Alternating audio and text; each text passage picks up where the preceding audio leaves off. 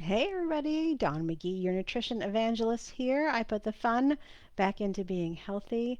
I empower women to make their health a priority so that they can get off the sidelines and back to doing all of the things that bring them joy. And today we are talking about staycations versus vacations. And as has happened a couple of times this season, you may notice that I'm live on Friday instead of Thursday. And that's because my days got a little bit off because we had a holiday at the beginning of the week, which is what inspired this week's topic. So we didn't go anywhere over the 4th of July weekend. We essentially had a staycation. And yet we've got vacations coming up. And last week I talked a lot about how you can treat yourself well on vacation so that you don't come home feeling kind of bloated. And so this week I want to ask you, do you treat a staycation differently than you treat a vacation? And if so, why do you? I find that a lot of people uh, sort of go to one extreme or the other for a staycation. That staycation is sort of, mostly a similar routine that they would do normally, similar foods to what they would do normally.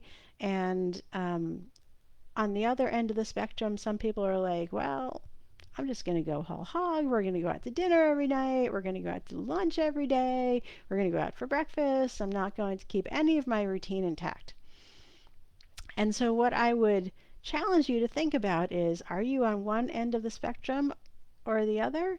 Or do you balance somewhere in the middle? Because if you've been listening to me at all, you know that I love to balance things in the middle. I think it's super important to treat ourselves and have fun and do the things that bring us joy, and at the same time, do the things that serve our goals. Some of which may be kind of not as exciting, right?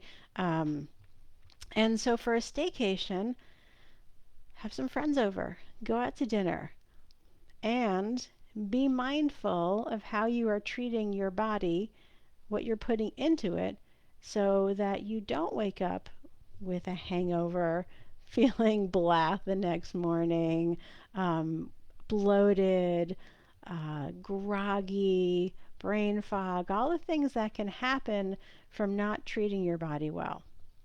And since you're still home, encourage your vacationers, your fellow vacationers, your family, to come out and do some fun stuff with you.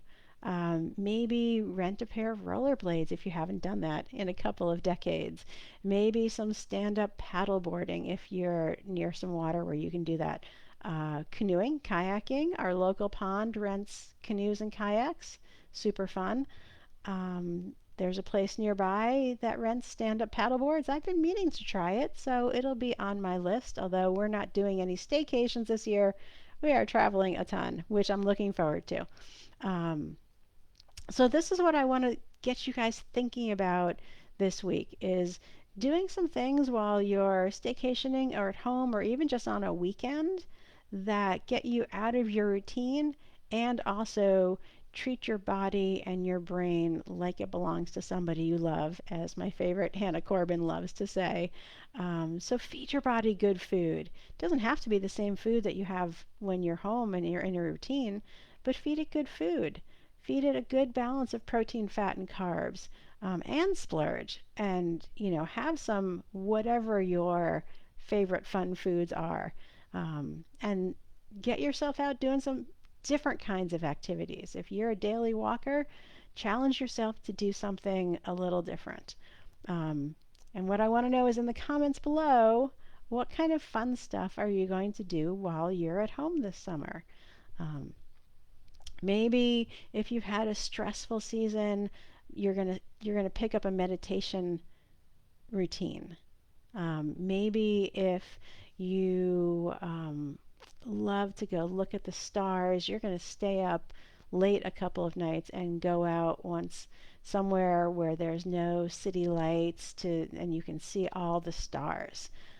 Maybe you're going to go make a campfire and have some s'mores. Whatever it is that's going to really put a smile on your face while you're home this summer, to just introduce a little bit more joy into your life. So that's my challenge to you, is think about how you can intentionally do those things, whether you're staycationing, whether you're on a long weekend, however that works into your summer routine.